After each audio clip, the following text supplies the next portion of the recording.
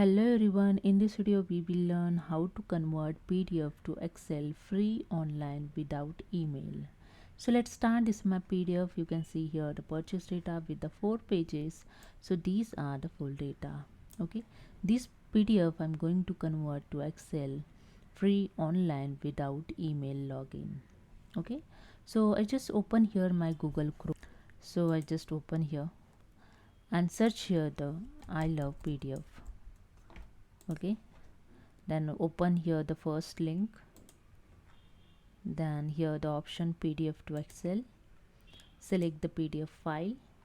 So I select here PDF file, then click on the convert to Excel and it's converting PDF to Excel. Then click on the downloads and here you see your Excel is downloaded. Just double click on it and open your Excel file.